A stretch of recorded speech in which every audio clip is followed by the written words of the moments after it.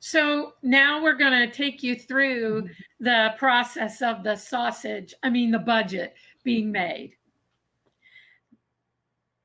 These are the important things. The city's administration has final say in how this process goes.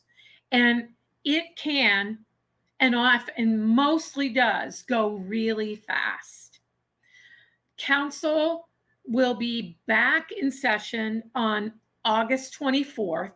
This coming Monday's meeting that we talked about on the 9th is only for that one piece that's on the budget. That's on the housing plan, on the action plan. There'll be nothing else talked about.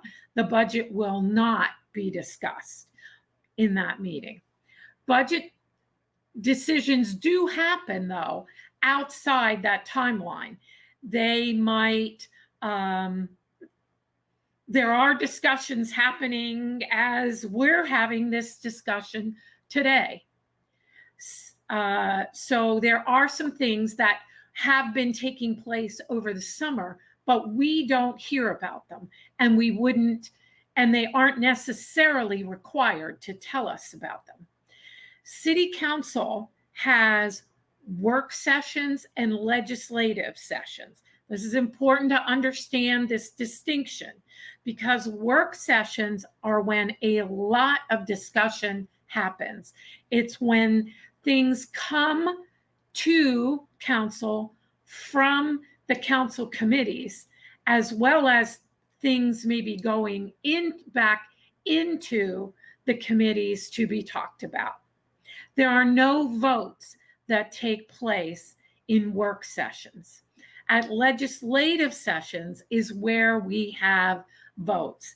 And most of the things, once it's on the legislative calendar, it's going to get voted on. Now, you will see things that are listed as first reading and second reading, but when you see something that is a resolution for final passage, that means it is going to be voted on that day.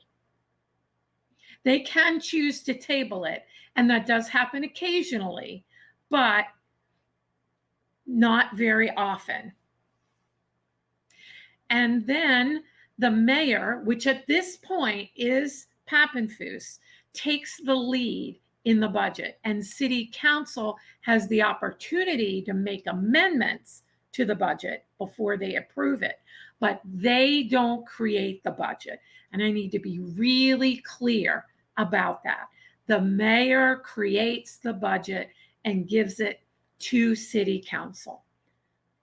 And that's why it is so important for citizens to interact with the budget when it comes to city council.